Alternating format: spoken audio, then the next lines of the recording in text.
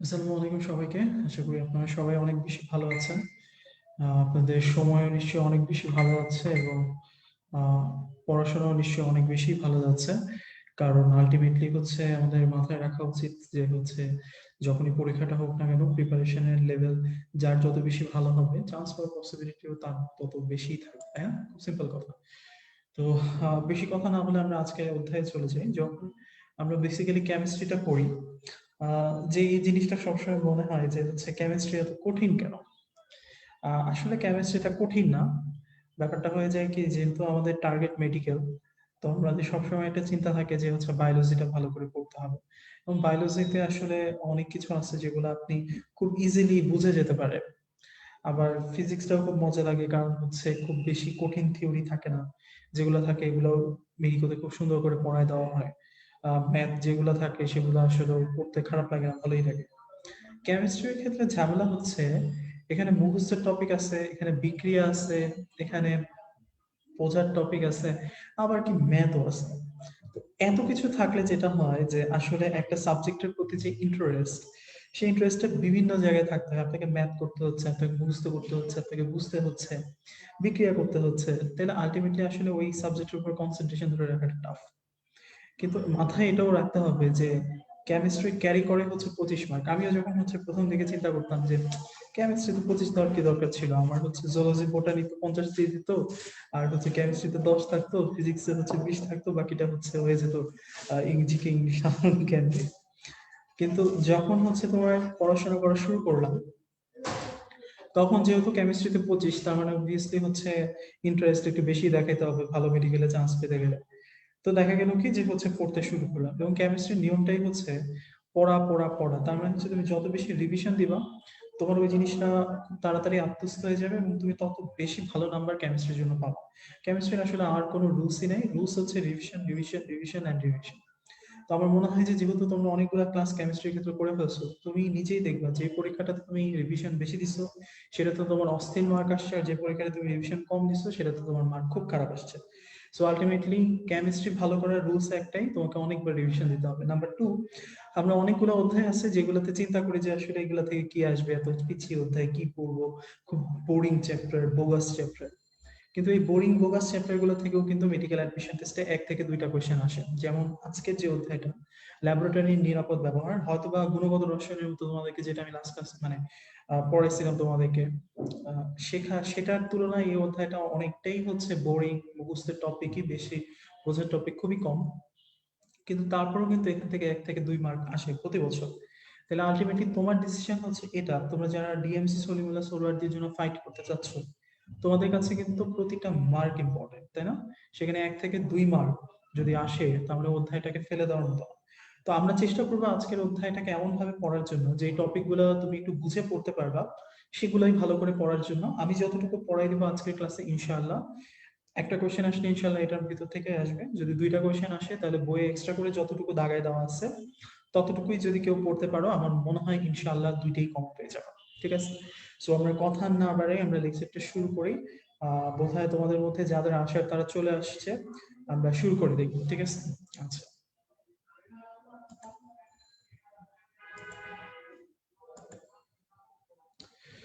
ওকে। আমি doctor Mohammad Raisul Arfat Riya, institution Dhaka medical college.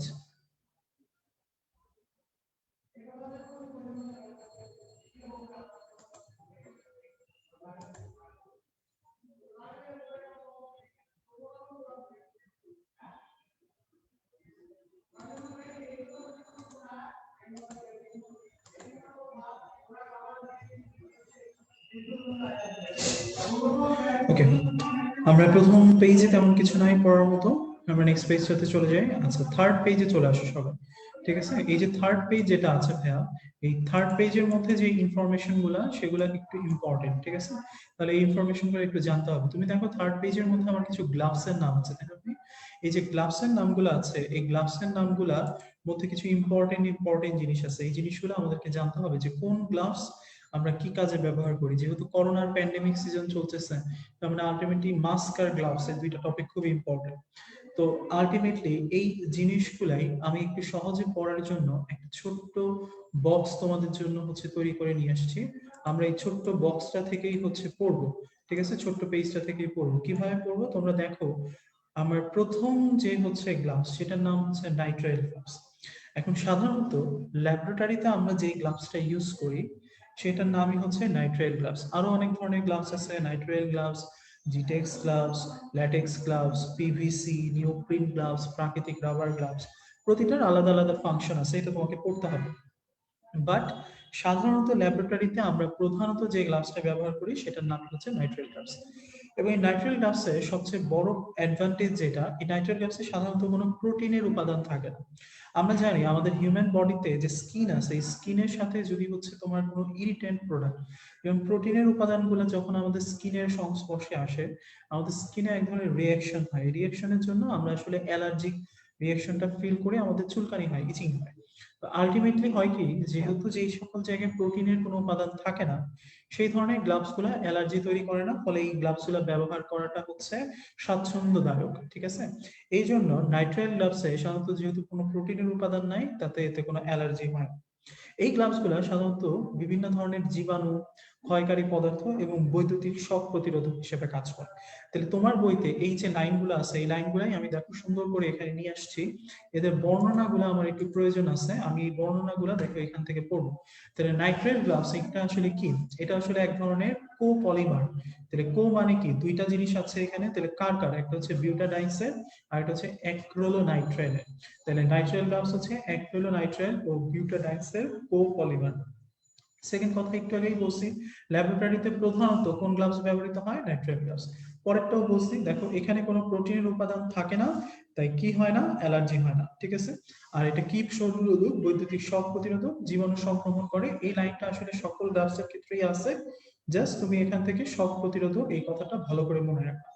এখন এই যে বৈদ্যুতিক শক প্রতিরোধী, এই জিনিসটা আরো কিছু গ্লাভসের বৈশিষ্ট্য। কি কি গ্লাভস? একটা তো নাইট্রাইল গ্লাভস পড়লাম, আর একটা ল্যাটেক্স গ্লাভস, আর একটা প্রাকৃতিক রাবার গ্লাভস।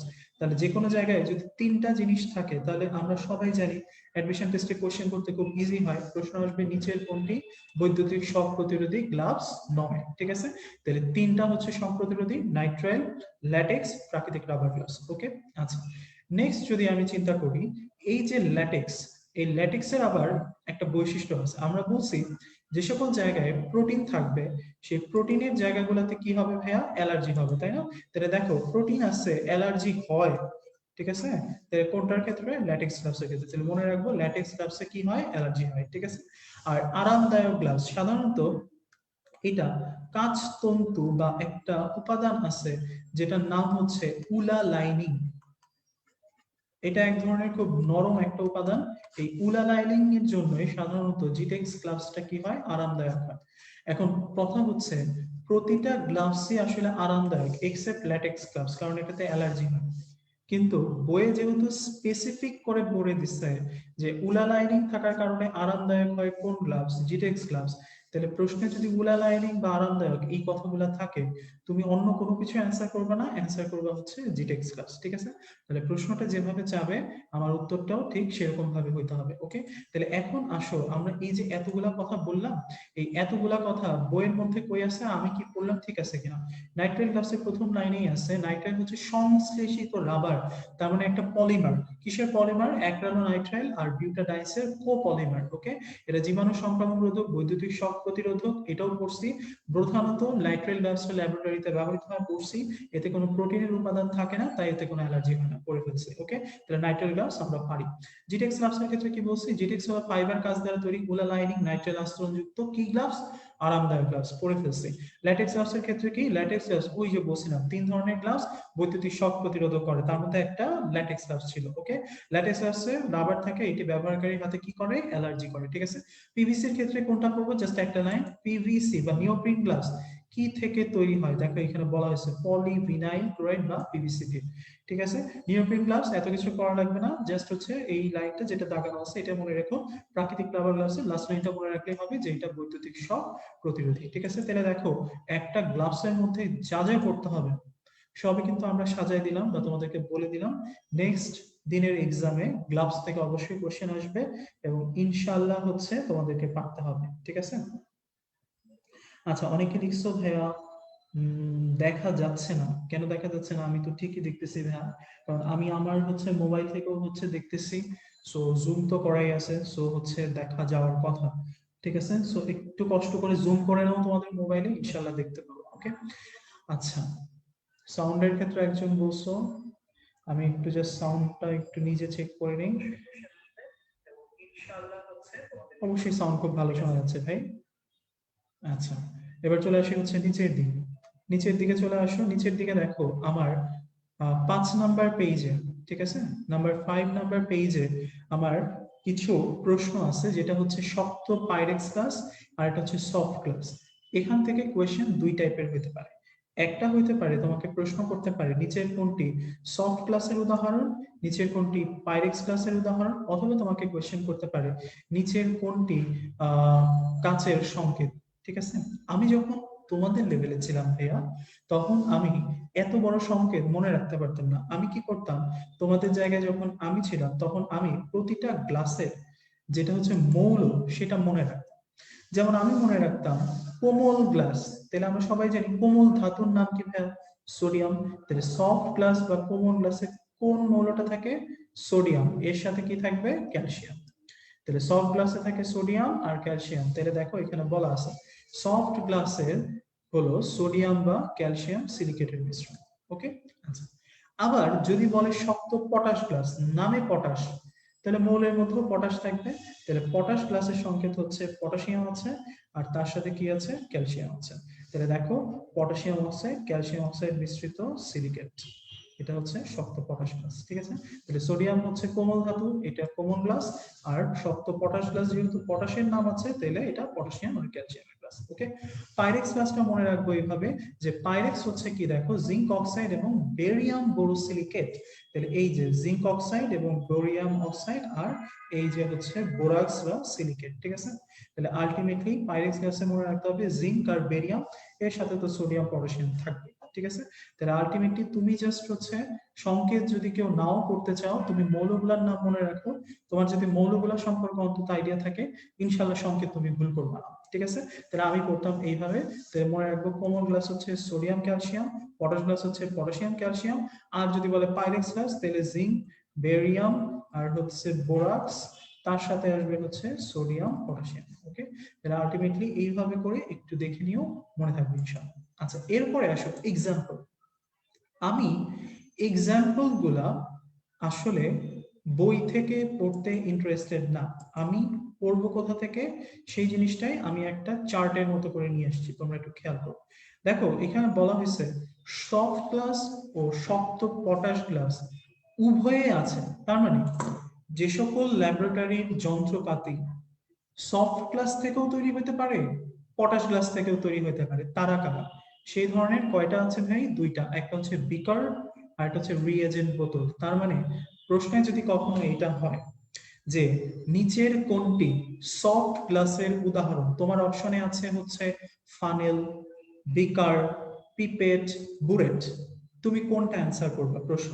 তাহলে তোমাকে মনে রাখতে হবে, আমরা তো জানি না স্যার কোনটা দেখে অ্যান্সার করছেন বা চিন্তা করছেন, কিন্তু আমি এটা জানি ফানেল সফট গ্লাস ছাড়া কোথাও নাই। তাহলে আমার প্রথম প্রায়োরিটির অ্যান্সার হবে হচ্ছে ফানেল। আমাকে ধরেই নিতে হবে স্যার বিকারটাকে পটাশ গ্লাস থেকে কোশ্চেন করছেন। ওকে, তাহলে আমার অ্যান্সার হচ্ছে ফানেল।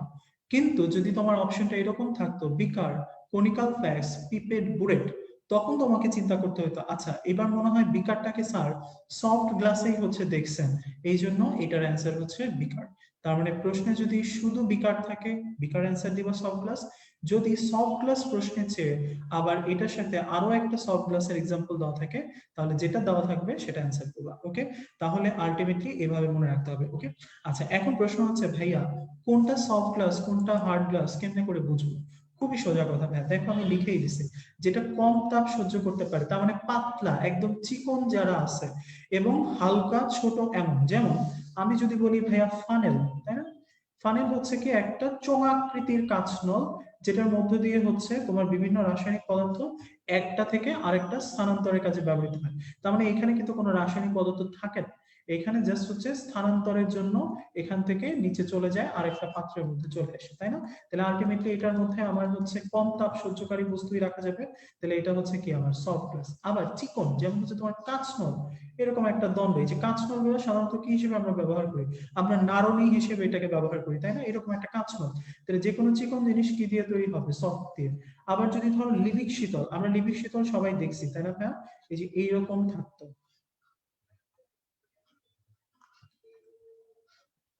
এখানে গিয়ে আমার হচ্ছে বিভিন্ন ধরনের গ্যাস আমার পানির নিচে গিয়ে হচ্ছে জমা হয়ে থাকতো, তাই না? তাহলে আলটিমেটলি এগুলাও হচ্ছে কি চিকন বা হচ্ছে বস্তু ধারণ করে না এরকম, তাহলে এটা হচ্ছে কি সফট গ্লাস। কেউ যদি এভাবে মনে না রাখতে পারো, তুমি স্রেফ উদাহরণগুলো মনে রাখবা, কাঁচনল, ফানেল, লিবিক শীতল, এই তিনটা হচ্ছে সলিড কি সফট গ্লাস। এর সাথে অ্যাড হইতে পারে বিকার, রিয়েজেন্ট বোতল, তার মানে এই পাঁচটা ব্যতীত অন্য যা কিছু আছে সবকিছুই হচ্ছে শক্ত পটাশ গ্লাস। পড়া শেষ। ওকে, তাহলে আলটিমেটলি আমরা মনে রাখবো শক্ত পটাশ গ্লাস আর সফট গ্লাসের মধ্যে কমন হচ্ছে বিকার, রিয়েজেন্ট বোতল। এই দুইটা ছাড়া সফট গ্লাসের এক্সাম্পল আছে তিনটা, একটা হচ্ছে ফানেল, একটা হচ্ছে কাঁচনল, আর একটা হচ্ছে লিবিক শীতল। এই পাঁচটা ব্যতি রেখে বাকি যা কিছু আছে আল্লাহর দুনিয়া সবকিছু হচ্ছে শক্ত পটাশ গ্লাস। পড়া শেষ। ওকে, তাহলে আমার গ্লাস পড়া শেষ হয়ে গেল, ঠিক আছে? আচ্ছা, এবার আমরা চলে আসি হচ্ছে,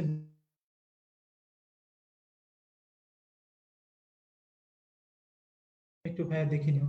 দেখো এখন কি এটার পড়ার প্রয়োজন আছে? কাঁচনল পড়ছি না ভাইয়া, বিকার, ঠিক আছে, এটা এখানেও আছে এখানেও আছে পড়ছি, ওয়াচ গ্লাস পড়ছি ভাইয়া, ফানেল পড়ছি ভাইয়া, সফট গ্লাস রিয়েজেন্ট বোতল লিখাই আছে সফট গ্লাস, লিবিক শীতল পড়ছি ভাই, তাহলে এরা প্রত্যেকেই কি কমন গ্লাস, বাকি যা কিছু আছে প্যারিস গ্লাস, ঠিক আছে? আচ্ছা, 8 নম্বর পেজ চলে আসো, খুবই ইম্পর্টেন্ট একটা পেজ, বাট এই পেজ থেকে এই পেজ থেকে আমি পড়ব জাস্ট একটা লাইন, গাঢ় সালফিউরিক অ্যাসিড পানি শোষী ও ক্ষয়কারী পদার্থ। তাহলে ভাই আপনি বলতেছেন এত ইম্পর্টেন্ট পেজ আর পড়াইলেন এক লাইন, তো হইলো না। তাহলে পড়াবো কোত্থেকে? পড়াবো হচ্ছে এই স্লাইডটা থেকে, ঠিক আছে?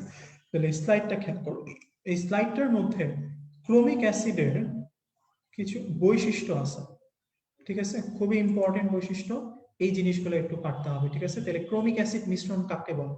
খুবই মনোযোগ দিয়ে মনে রাখবা, নামে ক্রোমিক অ্যাসিড, তাহলে অবশ্যই কি থাকবে? পটাশিয়াম ডাইক্রোমেট, ঠিক আছে? তাহলে পটাশিয়াম ডাইক্রোমেট আর হচ্ছে গাঢ় সালফিউরিক অ্যাসিড। তাহলে আমি যেই কয়টা বোল্ড করে দিলাম এগুলাই চেঞ্জ করবে প্রশ্নে। তাহলে মনে রাখতে হবে ক্রোমিক অ্যাসিড হচ্ছে গাঢ় সালফিউরিক অ্যাসিড মিশ্রিত পটাশিয়াম ডাইক্রোমেট। এখন এইখানে কিছু কথা আছে ভাই, তোমাদের বইয়ের কম্পেনিয়ন বুকে তোমরা খুললেই দেখবা ক্লিনিং মিক্সচার আর ক্লিনজিং মিক্সচার, দুইটা মিক্সচার বলছে। ক্লিনিং এর এক্সাম্পলে বলছে সোডিয়াম ডাইক্রোমেট প্লাস গাঢ় H2SO4।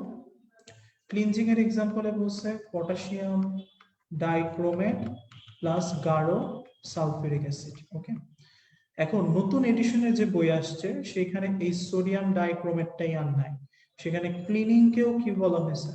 পটাশিয়াম ডাইক্রোমেট, ঠিক আছে? তাহলে কনফিউশন হয়ে গেল, প্রয়োজন নাই। তোমার যদি ক্লিনিং মিক্সচার ক্লিনজিং মিক্সচার যে কোনোটা প্রশ্নে বলে, তুমি অ্যান্সার করবা হচ্ছে পটাশিয়াম ডাইক্রোমেট প্লাস গাঢ় সালফিউরিক অ্যাসিড। ওকে, কিন্তু কোনো কারণে যদি অপশনে পটাশিয়াম না থেকে সোডিয়াম ডাইক্রোমেট থাকে, তাহলে সোডিয়াম ডাইক্রোমেটও অ্যান্সার দিতে পারবে। যদি দুইটাই থাকে তাহলে অবশ্যই পটাশিয়াম ডাইক্রোমেটটা অ্যান্সার দিতে হবে, ঠিক আছে? তাহলে পটাশিয়াম ডাইক্রোমেটটা মোস্ট প্রেফারেবল, যদি এটা না থাকে তাহলে তুমি এটাও অ্যান্সার করতে পারো। আমার কথা বোঝা গেছে না? তাহলে ক্লিনিং মিক্সচার ক্লিনজিং মিক্সচার যেন ভুল না হয়, ঠিক আছে? আচ্ছা, এবার আসো, যদি তোমাকে প্রশ্ন করে নিচের কোন মিশ্রণটি সর্বোত্তম পরিষ্কারক হিসেবে ল্যাবরেটরি নিরাপদ ল্যাবরেটরি যন্ত্রপাতি পরিষ্কারে ব্যবহৃত হয়, এটার নাম হচ্ছে ক্রোমিক অ্যাসিড মিশ্রণ, কি লিখছে? সর্বোত্তম পরিষ্কারক। আবার পটাশিয়াম ডাইক্রোমেট সালফিউরিক অ্যাসিড দুইটাই কি জারক পদার্থ না? দুইটা জারক পদার্থের মিশ্রণ, তাহলে এটা এক ধরনের কি তীব্র জারক, ঠিক আছে? আর শরীরের কোথাও যদি হচ্ছে তোমার কোনো কারণে ক্রোমিক অ্যাসিড মিশ্রণটা লেগে যায়, তাহলে কি করতে হবে? প্রচুর পরিমাণ পানি ঢালতে হবে আর 5% সোডিয়াম বাইকার্বনেট দিতে হবে। একটা কথা সবসময় মনে রাখবা, শরীরে কোথাও যদি ক্ষার লাগে তাহলে দিতে হয় অ্যাসিড, আর শরীরের কোথাও যদি অ্যাসিড লাগে তাহলে দিতে হয় কি ক্ষার। এটাই হচ্ছে নিয়ম, ঠিক আছে। তাহলে ক্ষার লাগলে অ্যাসিড দিব, অ্যাসিড লাগলে ক্ষার দিব। তাহলে অ্যাসিড লাগছে কি দিব, বই অনুযায়ী 5% সোডিয়াম বাইকার্বনেট, ঠিক আছে। ওকে, তাহলে এই চারটা কথা খুবই ভালো করে মনে রাখতে হবে। তাহলে ক্রোমিক অ্যাসিড থেকে কি কি পড়লাম, ক্রোমিক অ্যাসিড কাকে বলে, পটাশিয়াম ডাইক্রোমেট মিশ্রিত গাঢ় সালফিউরিক অ্যাসিড, সর্বোত্তম পরিষ্কারক হিসেবে কাজ করে, তীব্র জারক হিসেবে কাজ করে, শরীরে লাগলে 5% সোডিয়াম বাইকার্বনেট দিব, যেটা সালফিউরিক অ্যাসিড, এটা হচ্ছে এক ধরনের পানি শোষী পদার্থ। ওকে, আচ্ছা, তাহলে এখান থেকে আর কিছু না পড়লেও চলবে। নেক্সট টপিকে চলে আসো, 1.4 9 নাম্বার পেজ। নাম্বার 9 পেজে যেটা পড়তে হবে ভাইয়া সেটা হচ্ছে জাস্ট এই লাইনটা, আর কিছু না পড়লেও চলবে। কেমিক্যাল ব্যালেন্স কয় প্রকার এবং তারা কি কি? তাহলে কেমিক্যাল ব্যালেন্স হচ্ছে দুই প্রকার ভাইয়া, একটা পল বুঙ্গি ব্যালেন্স, একটা সার্টোরিয়াস। এখন এই সার্টোরিয়াসটা তোমার বইতে তেমন বর্ণনা বলা হয় নাই, সুতরাং তুমি জাস্ট বুঙ্গি ব্যালেন্সটা পড়লে হয়ে যাবে, ঠিক আছে। তাহলে মনে রাখবো কেমিক্যাল ব্যালেন্স বা রাসায়নিক নীতি কয় প্রকার, দুই প্রকার, একটা পল বুঙ্গি, একটা সার্টোরিয়াস। ওকে, আচ্ছা, এইবার চলে আসো কি পড়বো, পল বুঙ্গি ব্যালেন্স, পরের পেজে 1.4.1, ঠিক আছে।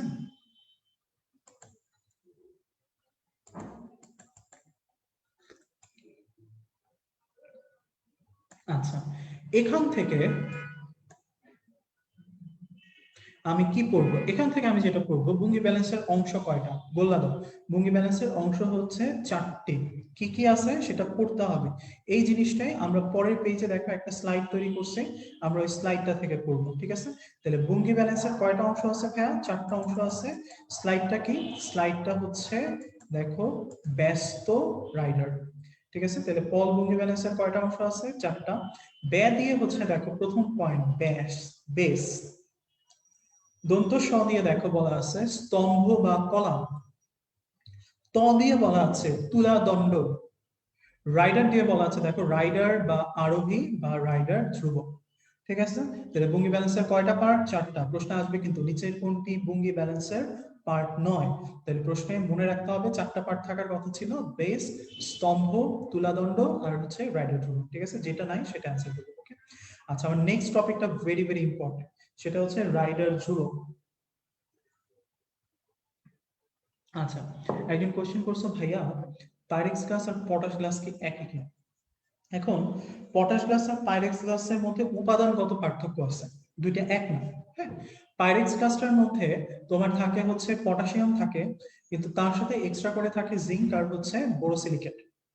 আর যেটা শক্ত পটাশ গ্লাস সেটার মধ্যে বোরোসিলিকেট জিঙ্ক এগুলা থাকে না, শুধুমাত্র থাকে হচ্ছে পটাশ গ্লাস, ঠিক আছে, পটাশিয়াম। ওকে, সো বইয়ে যেহেতু এভাবেই বলে দিচ্ছে তুমি এভাবেই পড়বা। নরমালি আমরাও জানতাম যে হচ্ছে পাইরেক্স গ্লাসটা আসলে পটাশিয়ামের যৌগ, উপাদানগত জায়গায় কিছু পার্থক্য আছে। ওকে, আচ্ছা, ওকে, ঠিক আছে।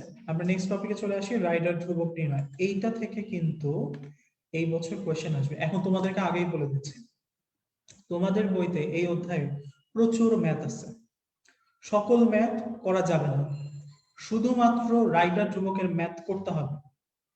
যদি কেউ অন্য কোনো ম্যাথ নিয়ে হচ্ছে মাথা ব্যথা নাও বা হচ্ছে এটা সলভে জিজ্ঞেস করো যে ভাই এটা কেমনে করবো, সে আমার তো বকা খাবে। কারণ তোমাদের হাতে এখন সময় নাই যে তুমি ইন্টারের মতো করে পড়াশোনা করবা, যে তুমি এই টাইপের ম্যাথ গুলা করবা। এক একটা ম্যাথ করতে প্রায় 1.5 পেজের উপরে লাগে বা আধা পেজের উপরে লাগে। প্রতিটা ম্যাথ আমি নিজে করলে আমার 1 থেকে 1.5 মিনিট লাগবে, ঠিক আছে। সুতরাং এই টাইপের ম্যাথ যেগুলো আছে সেগুলো মোটেও করবা না। ম্যাথের অন্য চ্যাপ্টার আছে, সেই চ্যাপ্টারে যে ম্যাথ আছে সেগুলো ভালো করে করো। এইখানে যে ম্যাথটা লাগবে সেটা হচ্ছে রাইডার ধ্রুবক। এর ব্যতিরেকে কেউ কোনো ম্যাথ করবে না। রাইডার ধ্রুবকই হচ্ছে ওয়ান এন্ড অনলি ম্যাথ, যেটা এই অধ্যায় থেকে করতে হবে। যাদের মাথায় হচ্ছে একটু পিনিক আছে যে হচ্ছে কঠিন কোশ্চেন সলভ করি, তারা করতে পারো, বাট হচ্ছে আদতে লাভ নেই, ঠিক আছে। সুতরাং এই অধ্যায় থেকে শুধুমাত্র করতে হবে রাইডার ধ্রুবকের ম্যাথ, ঠিক আছে। ওকে, তাহলে রাইডার ধ্রুবকের ম্যাথটা আমার ভুল কোথায় হয় আমি দেখাই দিচ্ছি। রাইডার ধ্রুবক যখনই হচ্ছে আমাকে বলবে, এটা সূত্রটা আগে একটু দেখে নিই। সূত্রটা হচ্ছে ভর গুণ 2 ডিভাইডেড বাই 100। সাধারণত রাইডার ধ্রুবকগুলা আমার বের করতে হয় গ্রাম এককে। প্রশ্নে যদি বলে 5 মিলিগ্রাম ভরের কোন বস্তুর রাইডার ধ্রুবকের মান কত, তোমাকে কোনো একক বলে দেয় না, তুমি অবশ্যই এটাকে কি এককে বের করবা, গ্রাম। তোমাকে যদি বলে দেয় মিলিগ্রাম এককে বের করো, দ্যাটস ডিফারেন্ট, তখন তুমি মিলিগ্রামে বের করো, কোনো সমস্যা নেই। কিন্তু যদি কিছু না বলে দেয় অবশ্যই কোন এককে বের করবো, গ্রাম এককে। ওকে, তাইলে আমাকে যদি বলে যেমন এইটাই 5 মিলিগ্রাম, তাহলে 5 গুণ 2 ডিভাইডেড বাই 100, তাহলে আলটিমেটলি এখানে হচ্ছে 10 ডিভাইডেড বাই 100, তাহলে আমরা সবাই জানি এটা কত হবে 0.1। কিন্তু এটা কি এককে আছে ভাই, মিলিগ্রাম। এটাকে আমার কি বানাইতে হবে, গ্রাম। তাহলে গ্রাম বানাইতে গেলে আমাকে কত দিয়ে ভাগ দিতে হবে ভাইয়া, 1000। এখন এটা কি হয়ে গেছে, এখন এটা গ্রাম হয়ে গেছে।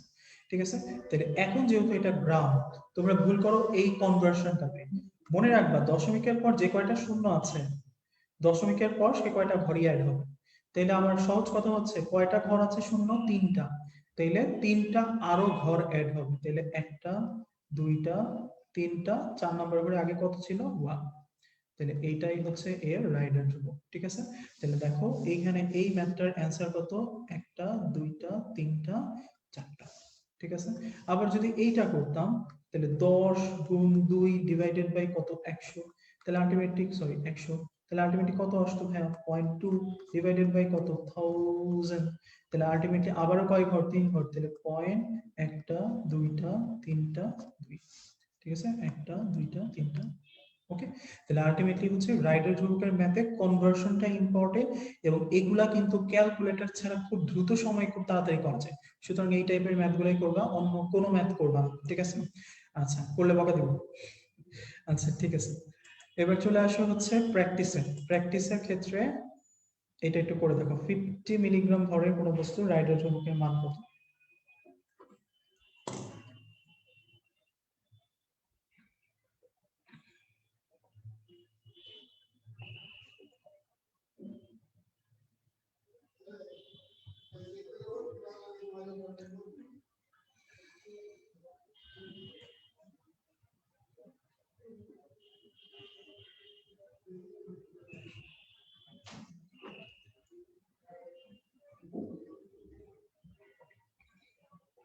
ওকে, অ্যান্সার চলে আসছে ভাইয়া, অ্যান্সার হচ্ছে বি, তাই না?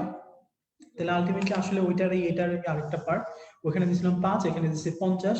তাইলে সহজ কথা হচ্ছে কি, সহজ কথা হচ্ছে 50 গুণ 2 ডিভাইডেড বাই হচ্ছে 100 সমান সমান 100 বাই 100, তার মানে 1 মিলিগ্রাম। দ্যাট মিন্স হচ্ছে 1 ডিভাইডেড বাই হচ্ছে 1000 গ্রাম, দ্যাট মিন্স হচ্ছে দশমিকের পর 3 ঘর আসতে পারবে, তাহলে 1টা 2টা 3টা গ্রাম। ঠিক আছে, তাহলে অ্যান্সার হচ্ছে বি। ওকে, তাহলে আমার হয়ে গেল। আচ্ছা ঠিক আছে, এবার চলে আসো হচ্ছে নেক্সট টপিকে, আমরা চলে যাই। নেক্সট টপিকে দেখো কি বলা আছে। আচ্ছা, এই প্রশ্নটা 13 নম্বর পেজে যে কথাগুলো আছে এগুলো আসলে তোমাদের পরিমাণগত রসায়নই তোমরা পড়ে ফেলছো। তারপর আমি নিয়ে আসছি একটা কারণে, কারণ তোমরা একটু ভুল করো এই জায়গায়।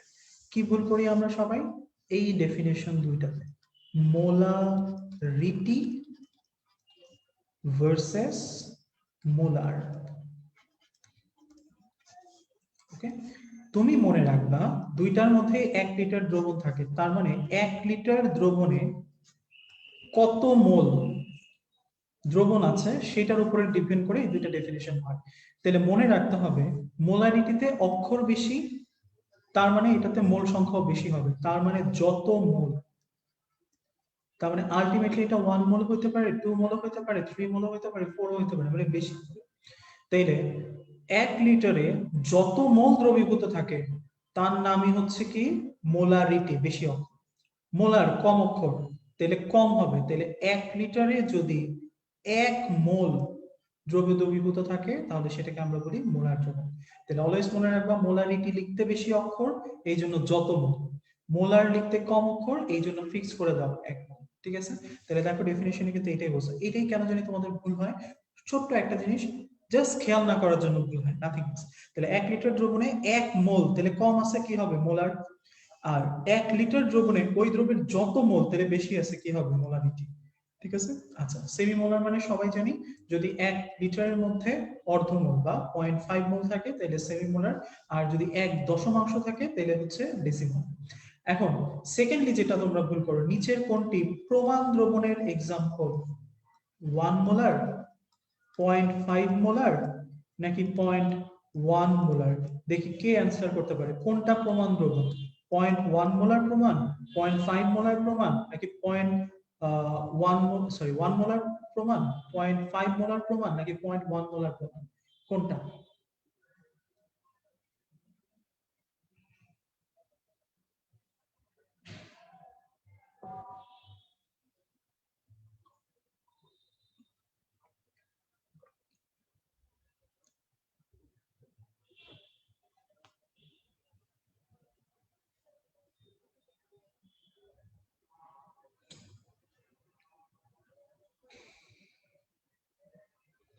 আচ্ছা, এক একজন এক একটা অ্যান্সার দিছো, ঠিক আছে।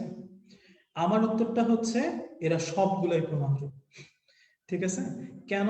এই যে লাস্ট লাইনটাই আমি এখানে দেখাই, প্রাইমারি স্ট্যান্ডার্ড পদার্থ যেমন 1 মোলার দ্রবণ, সেমি মোলার দ্রবণ, ডেসিমোলার দ্রবণ প্রত্যেকটিকে প্রমাণ দ্রবণ বা স্ট্যান্ডার্ড সলিউশন, ঠিক আছে। তার মানে এই তিনটাই হচ্ছে আমার প্রমাণ দ্রবণ, ঠিক আছে। তাহলে খেয়াল রাখতে হবে যে শুধু ওয়ান দেখে ওয়ান অ্যান্সার করে দেওয়া যাবে না। মোলার যেমন প্রমাণ দ্রবণ, সেমি মোলারও প্রমাণ দ্রবণ, ডেসিমোলারও প্রমাণ দ্রবণ, ঠিক আছে। তাইলে অ্যান্সার হচ্ছে সবগুলো। ওকে, আচ্ছা, তাইলে একটু কষ্ট করে খেয়াল রাখবা। দেখো ছোট্ট একটা পেজ, আমরা অবশ্যই এটা পরিমাণগত রসায়নে পড়ে আসছি, তারপরও কিন্তু ভুল হয়ে যাচ্ছে। ওকে, ঠিক আছে। এবার আমরা নেক্সট টপিকে চলে আসি ভাইয়া। নেক্সট টপিকে দেখো কি বলছে, প্রাইমারি স্ট্যান্ডার্ড পদার্থ, সেকেন্ডারি স্ট্যান্ডার্ড পদার্থ। এটাও তোমাদেরকে ভাইয়া খুব সুন্দর করে পড়াই দিচ্ছে, আমার মনে হয় না আমার আর দরকার আছে। তারপরে যেহেতু আমার অধ্যায় আছে, আমি জাস্ট একটু দেখাই দিচ্ছি। প্রাইমারি স্ট্যান্ডার্ড পদার্থে ভাইয়া আমাদেরকে বলে দিচ্ছিল কি, এরা আসলে কিছুই করে না, তাই না? তাই এটা সব না বোধক পদার্থ, ঠিক আছে। খালি একটাই পজিটিভ কথা আছে, সেটা হচ্ছে এরা কি বিশুদ্ধ। তাহলে এরা হচ্ছে কি বিশুদ্ধ, তাহলে এটা বিশুদ্ধ হলে এটা কি হবে অবিশুদ্ধ। তাহলে এরা রাসায়নিক বায়ুর সাথে বায়ু উপাদানের সাথে কোনো রকম বিক্রিয়া করে না, রাসায়নিক ইক্তির ক্ষয় করে না, ঘনমাত্রার পরিবর্তন হয় না, ঠিক আছে। আর সেকেন্ডারিতে বলছিল এরা হচ্ছে বদমাইশ, যেখানেই যায় সেখানেই কোটা করে দিয়েছে। ওকে, তাহলে দেখো এরা অবিশুদ্ধ, এরা বিক্রিয়া করে ফেলে, এরা যেখানেই যায় সেখানেই ক্ষয় করে চলে যায় এবং এদের ঘনমাত্রা পরিবর্তন হয়, ঠিক আছে। এক্সাম্পল গুলাতে মনে আছে না ভাইয়া বলছিল, যেখানেই সি আছে, this C refers to carbon, chromium, chlorine. তার মানে যে কোনো সি থাকুক, এই সিটাই হচ্ছে আমার কি প্রাইমারি স্ট্যান্ডার্ড। একটা এক্সেপশন আছে, তাই না ভাইয়া? এই এক্সেপশনটার নাম হচ্ছে HCl। তাহলে HCl হচ্ছে কি সেকেন্ডারি স্ট্যান্ডার্ড পদার্থ। ওকে, তাহলে আলটিমেটলি এগুলো আমরা সবাই জানি, ঠিক আছে। সো আলটিমেটলি আমার এটা মনে রাখতে হবে, কার্বনের যে কোনো কিছু থাকলে বা সি যুক্ত কিছু থাকলে প্রাইমারি, শুধুমাত্র হাইড্রোক্লোরিক অ্যাসিড ছাড়া প্রাইমারি স্ট্যান্ডার্ড পদার্থ বিশুদ্ধ এবং এরা কিছুই করে না, সেকেন্ডারিটা অবিশুদ্ধ এবং এরা সব জায়গায় গিয়ে সকল কাজ করে ফেলে, ঠিক আছে। ওকে, তাহলে আমরা চলে আসি হচ্ছে নেক্সট টপিক, ঠিক আছে। আচ্ছা, এখন এখান থেকে যেটা আমার অধ্যায়ে পড়তে হবে, তোমাদের কোয়েশ্চেন থাকে যে ভাইয়া এত সুন্দর একটা বক্স দিয়ে দিচ্ছে, এখান থেকে কিছু পড়বো না? অবশ্যই এখান থেকে পড়বো, ঠিক আছে। তাহলে এখান থেকে আমরা কি পড়বো? এখান থেকে যেটা পড়তে হবে তোমাদেরকে সেটা হচ্ছে আপেক্ষিক ভর। কিন্তু তোমরা যে জিনিসটাকে ভয় পাও যে ভাইয়া এতগুলো আপেক্ষিক ভর কিভাবে পড়বো, তুমি আমাকে বলো তো ভাইয়া, 1 নাম্বার এক্সাম্পল, অনাদ্র সোডিয়াম কার্বনেট তুমি কোন ক্লাস থেকে পড়তেছো? আমি ক্লাস 9 থেকে পড়তেছি, আমি জানি না তুমি কোন ক্লাস থেকে পড়তেছো। 106, এটা ক্লাস 9 এর বাচ্চারাই পারে। কস্টিক সোডা সত্যি কথা ক্লাস 8 থেকে পড়তেছি, কত 40। হাইড্রোক্লোরিক অ্যাসিড 36.5, সেই ক্লাস 8 এর পড়া। সালফিউরিক অ্যাসিড সেই ক্লাস 8 এর পড়া 98। তাহলে এই যে চারটা বললাম, এই চারটা তোমার ক্লাস 9 বা 8 এর পড়া, ঠিক আছে, যেগুলো তুমি পারো। তুমি হয়তো পারো না কোনটা, যেই দুইটা লাগবে, কারণ পরিমাণগত রসায়নে এই দুইটা থেকে আমার ম্যাথ আসে এবং ম্যাথে এদের আণবিক ভরটা জানা লাগে। খুবই জনপ্রিয় দুইটা জিনিস, একটা হচ্ছে পটাশিয়াম ডাইক্রোমেট, একটা হচ্ছে পটাশিয়াম পার ম্যাঙ্গানেট, ঠিক আছে। তাহলে পটাশিয়াম পার ম্যাঙ্গানেট যদি থাকে তাহলে তার আণবিক ভর মুখস্থ 158, যদি ডাইক্রোমেট থাকে তাহলে হচ্ছে 294। এই দুইটা মুখস্থ, বাকিগুলা ইনশাআল্লাহ তুমি এমনি পারো। ওকে, আচ্ছা, সি বলতে কি শুধু কার্বন কিনা? নো, আমি তো সি বলতে আরো তিনটা লিখছি, ক্রোমিয়াম, তারপর ক্লোরিন, তাই না? লিখছি তো। আচ্ছা, ওকে, ঠিক আছে। এবার চলে আসো হচ্ছে আমার নেক্সট পড়া। নেক্সট পড়ায় আমরা চলে আসি। নেক্সট পড়াতে খেয়াল করো, প্রাইমারি গেল, সেকেন্ডারি গেল, এবার আসো ডিজিটাল ব্যালেন্স। আমরা ডিজিটাল ব্যালেন্স আমাদের কম্পেনিয়ন বুকের একটা চার্ট আছে, ওখান থেকে পড়বো। খেয়াল করো, ডিজিটাল ব্যালেন্স আসলে কিছুই না, বা ডিজিট ব্যালেন্স আসলে কিছুই না, এটা হচ্ছে শব্দেই তাহার অ্যান্সার। আমি এইভাবে মনে রাখি, ডিজিট মানে কি দশমিকের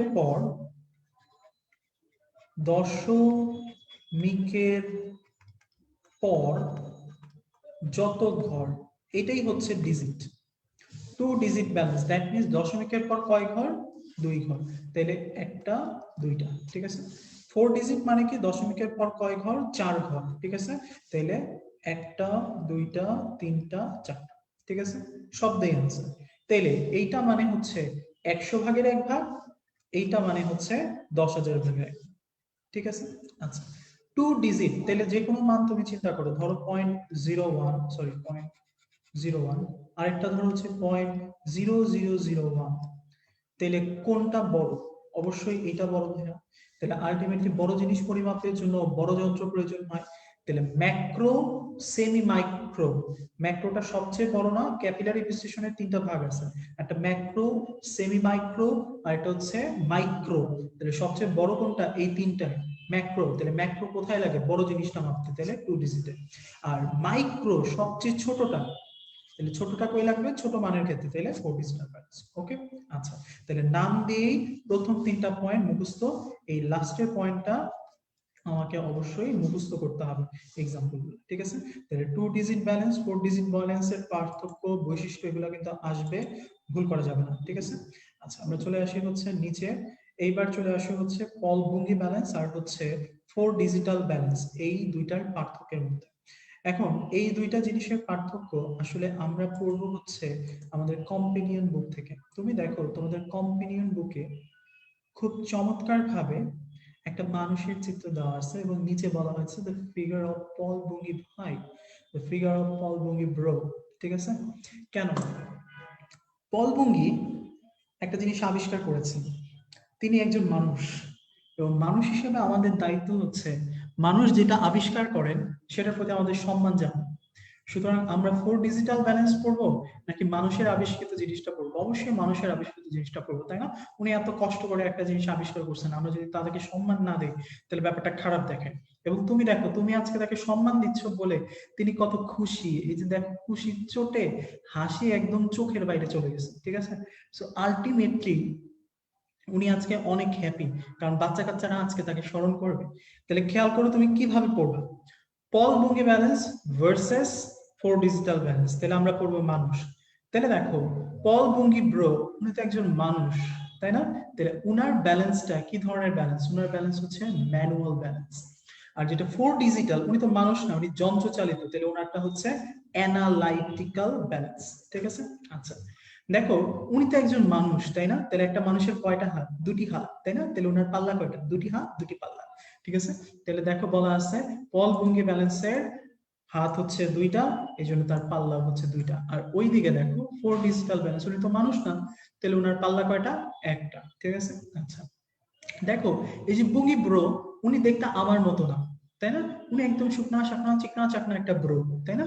তাহলে এই যে ব্রো, এই ব্রো যেহেতু শুকনা শাকনা চিকনা চাকনা, তার মানে উনাকে অবশ্যই আমাদেরকে প্রোটেকশন দিতে হবে, নাহলে উনি উড়ে চলে যাবে, ঠিক আছে। তার মানে আমরা, উনি যেহেতু শুকনা, এই জন্য আমরা কাছের পাচ্ছে ওনাকে প্রোটেকশন দিই। তার মানে ম্যানুয়াল ব্যালেন্স যেটা আছে বা হচ্ছে তোমার পলভঙ্গি ব্যালেন্সে পাত্রটিকে কাচের বাক্সে প্রোটেকশন দেওয়া লাগে, যেটা অ্যানালাইটিক্যাল বা 4 ডিজিটাল ব্যালেন্সে লাগে না, ঠিক আছে। আচ্ছা, দেখো উনি এমনিতেই একটা চিকনা চাকনা শুকনা শাকনা মানুষ, ঠিক আছে। এর মধ্যে তুমি যদি তার শরীরে বিদ্যুৎ দিয়ে দাও, আমরা অনেকে হ্যাভেলস এর অ্যাড দেখছি, তাই না? শক লাগা, এই যে এইভাবে ব্রেক ডান্স দিতে থাকে। তো আলটিমেটলি তুমি দেখবা কি, যে হচ্ছে কোনো মানুষের গায়ে যদি খালি একটু বিদ্যুতের শক লাগে, আমরা এইভাবে করে উঠি, তাই না? কেন? কারণ এই শকটা আমাদের অ্যাবজর্ব হয় না, যেহেতু উনি মানুষ। তাহলে তাকে কি তুমি বিদ্যুৎ দিতে পারবা? এমনিতেই শুকনা মানুষ, তুমি যদি বিদ্যুৎ দাও তাহলে উড়ে চলে যাবে, ঠিক আছে। তার মানে ওনাকে উড়ানো যাবে না। সুতরাং বুঙ্গি ব্রো, তাই তার বিদ্যুতের কোনো প্রয়োজন নাই। কিন্তু 4 ডিজিটাল ব্যালেন্স যেহেতু মানুষ না, তার বিদ্যুতের দরকার আছে। আচ্ছা, আমরা কি, উনি তো একজন মানুষ, তাই না? আমরা সবাই জানি ম্যান ইজ মর্টাল, মানুষ মাত্রই ভুল, তাই না? তাহলে ব্যক্তিগত ভুলের জায়গা আসলে কোথায় থাকে? ভুলের জায়গা থাকে হচ্ছে পল বুঙ্গি ব্যালেন্সে, ওকে। আচ্ছা, দেখো আমরা তো মানুষ, আমরা যে কোনো কাজ এইভাবেই করে ফেলি, তাই না? কে বলছে? আমরা মানুষ মানেই হচ্ছে কি আইলসার ঘরের আইলসা, ঠিক আছে? সুতরাং তার কাজ করতে কম সময় লাগবে না বেশি সময় লাগবে? বেশি সময় লাগবে। আর ওইটা তো মানুষ না, এজন্য তার কম সময় লাগবে, ঠিক আছে? তাইলে কথা হচ্ছে আমরা যদি একটু তুলনা করে পড়ি তাহলেই পারা যাবে। তুমি দেখো আগের পেজে এই কথাগুলাই বলছে। এটা হচ্ছে ম্যানুয়াল ব্যালেন্স, এটা হচ্ছে অ্যানালিটিক্যাল ব্যালেন্স। এটি দুটি পাল্লা, এটি একটি পাল্লা। এটি যেহেতু হচ্ছে শুকনা মানুষ তাইলে কাঁচের বাক্সে রাখতে হয়, এনার লাগে না। এটা যেহেতু হচ্ছে বিদ্যুতের প্রয়োজন হয় না, যেহেতু মানুষ দরকার নেই, উনার প্রয়োজন হয়। এটি যেহেতু আইসা সময় বেশি লাগে, এটা কম লাগে। এটি যেহেতু মানুষ তাহলে ভুল করে, উনি ভুল করে না, ঠিক আছে? তাহলে আলটিমেটলি প্রথমবারের মতো মানুষ হিসেবে আমি তুমি গর্ববোধ করতে পারি, কারণ মেডিকেল অ্যাডমিশন টেস্টে যদি পল বুঙ্গি ভার্সেস হচ্ছে ফোর ডিজিটাল ব্যালেন্স আসে, তুমি যদি ভুলেও যাও কিছুই না, খালি বুঙ্গি ব্রোর জায়গায় তোমাকে বসাই দিবে, দেন চিন্তা করবা তোমার কি কি বৈশিষ্ট্য আছে, সেগুলাই অ্যান্সার হবে, ঠিক আছে? সুতরাং মানুষ হিসেবে আমরা গর্বিত। ওকে, আচ্ছা ঠিক আছে, এবার চলে আসে হচ্ছে আমাদের নেক্সট পর্বে। ওকে, আচ্ছা এবার চলে আসো 1.4.3। ঠিক আছে, এখান থেকে আমি কি পড়বো? এখান থেকে যেটা পড়তে হবে সেটা হচ্ছে এই যে এই লাইনটা, রাসায়নিক বিশ্লেষণ প্রধানত কয় শ্রেণীতে বিভক্ত? দুই শ্রেণীতে। এটা দাগাও, একটা হচ্ছে আঙ্গিক বিশ্লেষণ, একটা হচ্ছে মাত্রিক বিশ্লেষণ, ঠিক আছে? তাহলে আঙ্গিক বিশ্লেষণ মাত্রিক বিশ্লেষণ সম্পর্কে তোমাদেরকে একটু জানতে হবে। কিভাবে জানবো? দেখো পরের পেজে আমি একটা ছোট্ট স্লাইড তৈরি করে নিয়ে আসছি, তোমরা একটু এই স্লাইডটা মনে রাখবা ভাইয়া, কারণ এই পুরো স্লাইডের মধ্যে প্রতিটার এক্সাম্পল গুলো দিয়ে দেওয়া আছে, যেটাই তোমার প্রশ্নে আসবে। তাহলে আঙ্গিক বিশ্লেষণ মানে কি, মাত্রিক বিশ্লেষণ মানে কি? আঙ্গিক বিশ্লেষণ হচ্ছে সেগুলা যেখানে আমরা জৈব যৌগের মূলক শনাক্তকরণ করি, ঠিক আছে? ওই যে হ্যালোফর্ম বিক্রিয়া দিই আমরা, তারপর হচ্ছে অজৈব যৌগের লবণের ক্যাটায়ন, তোমাদের মনে আছে কিনা গুণগত রসায়নে আমরা পড়ছিলাম কপার আয়ন শনাক্তকরণ, সোডিয়াম আয়ন শনাক্তকরণ, তাই না? তাহলে এই ধরনের আয়ন শনাক্তকরণ বা যৌগ বা মূলক শনাক্তকরণ বিক্রিয়াগুলোকে সাধারণত কি বলা হয়? আঙ্গিক বিক্রিয়া। তাহলে আঙ্গিক বিক্রিয়ার কাজ কি? এই হচ্ছে তার কাজ। তাহলে প্রশ্ন আসতে পারে নিচের কোনটি আঙ্গিক বিক্রিয়ার উদাহরণ? তাহলে মনে রাখতে হবে জৈব যৌগের মূলক শনাক্তকরণ, অজৈব যৌগের ক্যাটায়ন অ্যানায়ন শনাক্তকরণ, ঠিক আছে? আচ্ছা, আর মাত্রিক মানে কি? মাত্রা মানেই হচ্ছে পরিমাপ, তাই না? তাহলে পরিমাপ করব কার? তাহলে হচ্ছে মূল উপাদানের আনুপাতিক পরিমাণ ও ভর। তাহলে একটা হচ্ছে ভর ভিত্তিক, একটা হচ্ছে পরিমাণ বা আয়তন ভিত্তিক, ঠিক আছে? ভর ভিত্তিক মানে কি? কোনো বস্তু, ধরো হচ্ছে তুমি একটা প্রমাণ দ্রবণ কতটুকু তৈরি করবা, 1 মোলার তৈরি করবা, সেমি মোলার তৈরি করবা, না ডেসিমোলার তৈরি করবা, কোনটা করবা? সেটা যেটার মাধ্যমে নির্ণয় করা হয় সেটার নামই হচ্ছে আমার ভর ভিত্তিক বিশ্লেষণ।